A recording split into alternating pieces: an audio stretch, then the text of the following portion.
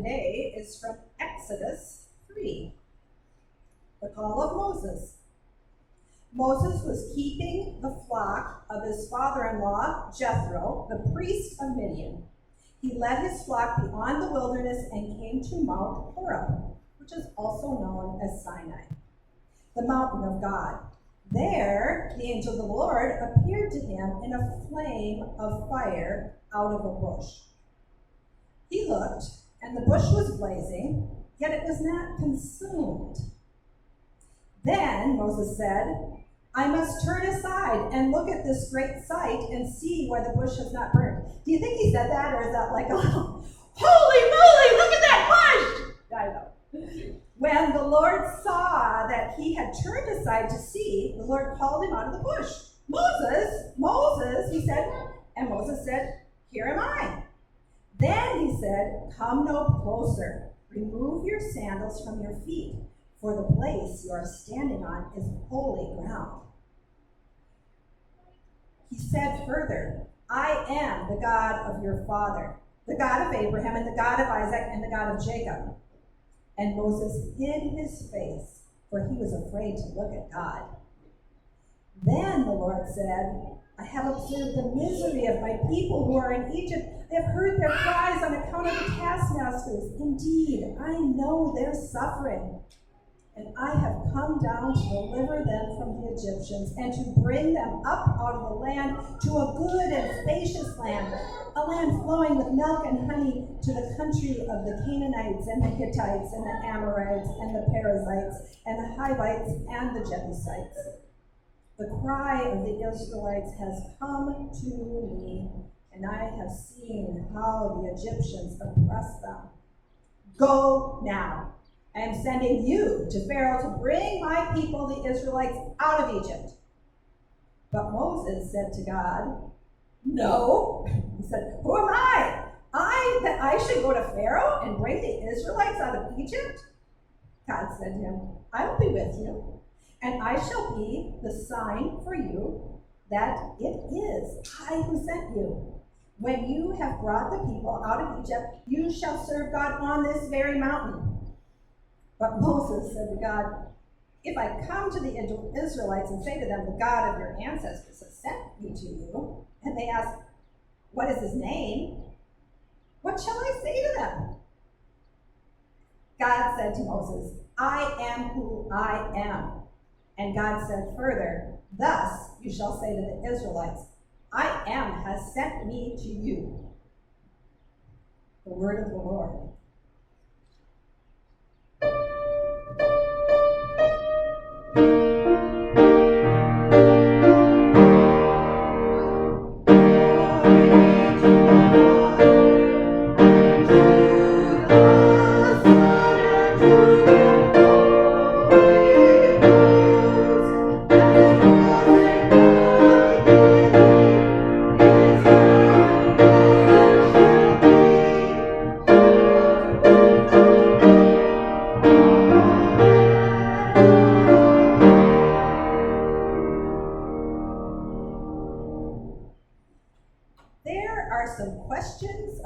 Identity here in this story today.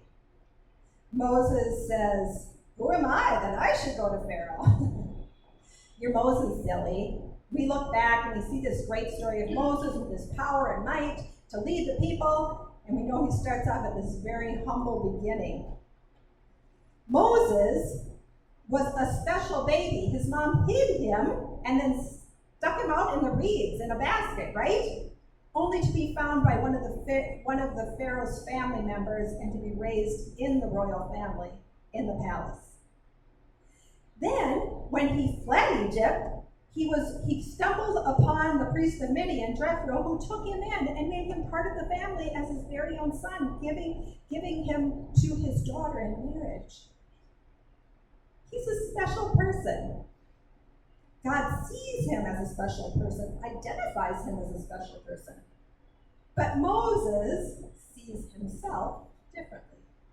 He sees himself like a murderer who just fled Egypt because he killed one of the taskmasters, because he felt he was wronging when he was trying to beat one of these poor Israelites to death. So he killed him. He had to run for his life.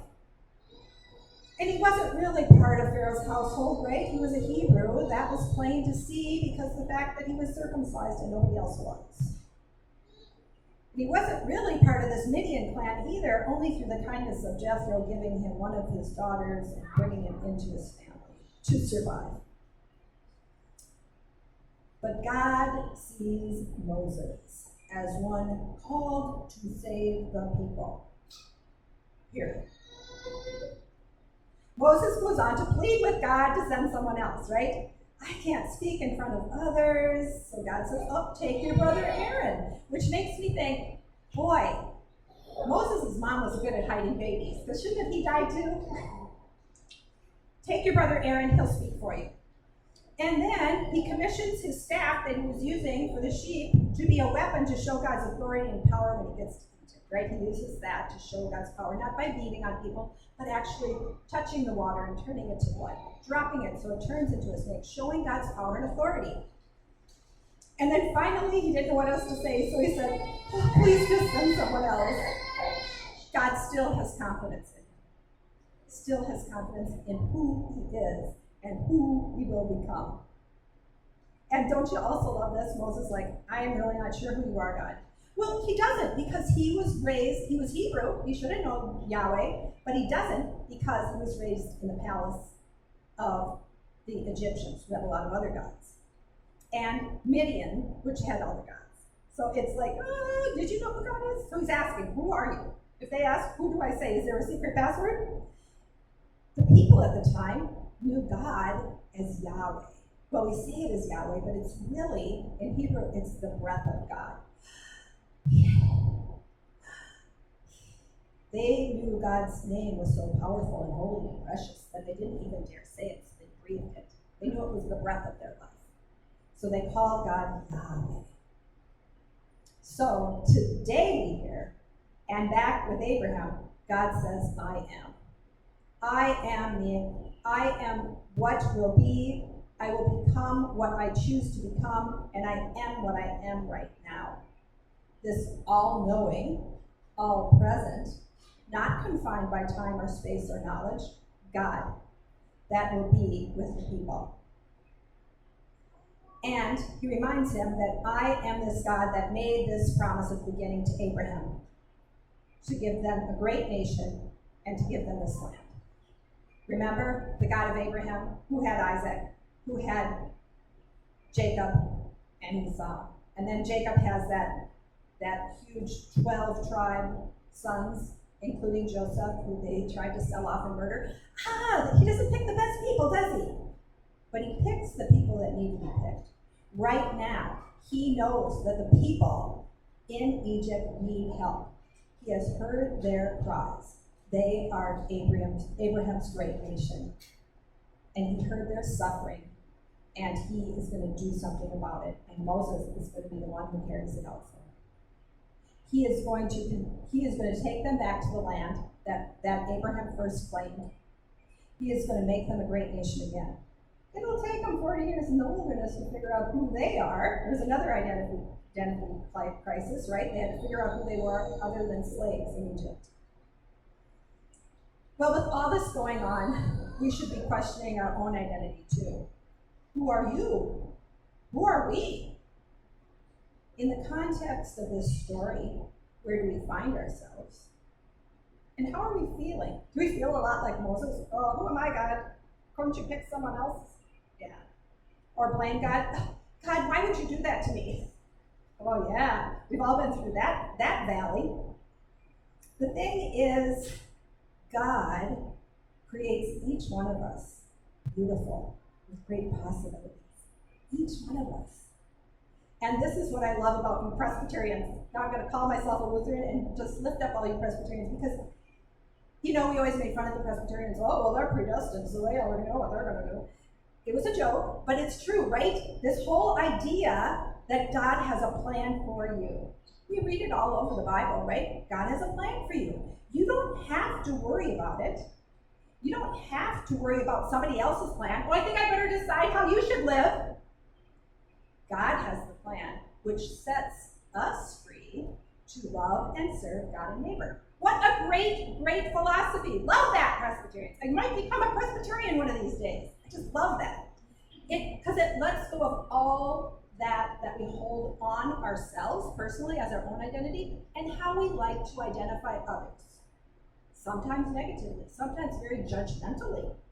Shame on us, right? Shame on me. We all do it in those subtle little ways. But God has another plan. God identifies each one of us beautifully created, calls each one of us to a certain plan, indeed, in every stage of life to live out his call in whatever we're doing right now, and then calls us to new things that might surprise us. God calls you too. If it's to care for children or send off students to college or to embrace the summer heat or to think about what is next in the big scheme of life, God has a plan for each one of us today and every day. So, as you think about God and write a few more things down of who you believe God to be, I hope you also think a little bit more about how God created you. And when you get home, find that sheet or grab another one and write a few things down and put it where you see it every day. Let us pray. God, just as you called Moses so long ago, you call each one of us to speak and act on your behalf in our world today. And boy, do we need it. Forgive us for when we hesitate to follow, when we question your call, or make excuses for our abilities to carry it out, not claiming and celebrating who you have made us to be. When we complain about our inabilities to serve, lack of time, resources, talents, all those things that we make excuses for, free us. Free us, give us courage to step out in faith and follow where you lead without hesitation or fear, trusting that your presence goes with us and that you will provide all we need. Amen. We are going to sing praise to God who reigns above. It's 343 in the Family of God hymnal.